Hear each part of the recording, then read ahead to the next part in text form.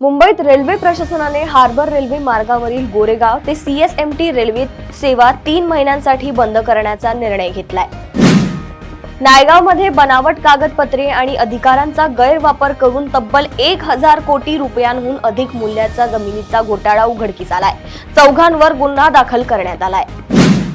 केंद्रातील मंत्री हरदीप पुरी यांनी पदाचा गैरवापर करत एप्स्टीनच्या लोकांना व्हिसा दिल्याचा आरोप संजय राऊत यांनी केला आहे। मोदी सरकारने कारवाई करून पुरींचा राजीनामा द्यावा अशी मागणी राऊतांनी केली आहे। नाशिक महानगरपालिकेत भाजप आणि एकनाथ शिंदे यांची शिवसेना मनसेला सत्तेत सहभागी करून घेणार आहे। हा उद्धव ठाकरे यांच्यासाठी धक्का मानला जातोय। महाराष्ट्र छत्तीसगड सीमावर्ती भागातील अबू जमाडच्या जंगलात झालेल्या भीषण चकमकीत 3 माओवाद्यांचा खात्मा करण्यात आलाय।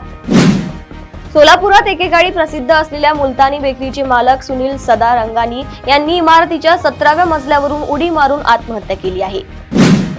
मुंबई शहरातील सर्व झोपडपट्टीतील शौचालयांची दररोज साफसफाईची जबाबदारी ही सहाय्यक पालिका आयुक्तांची राहील असे आदेश मुंबई उच्च न्यायालयाने मुंबई महापालिका आयुक्तांना दिले आहेत। रायगडमधील राष्ट्रवादीच्या पहिल्याच प्रचार सभेला वादाची किनार लाभली असून उपमुख्यमंत्री सुनेत्रा पवार यांचा फोटो नसलेल्या बॅनरमुळे राजकीय वर्तुळात तो चर्चेचा विषय बनला आहे। ठाण्याच्या मेंटल हॉस्पिटल परिसरात गगनगिरी सोसायटीत अज्ञात कारणामुळे आत्महत्या करण्याचा प्रयत्न केलेल्या अल्पवयीन मुलाचा उपचारादरम्यान मृत्यू झालाय।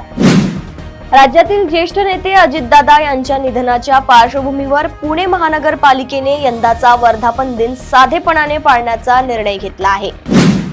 प्रदेशातील अशाच टॉप 10 बातम्या मी साक्षी आपल्यापर्यंत पोहोचवत राहणार। तोपर्यंत बघत रहा देशोन्नती। नमस्कार।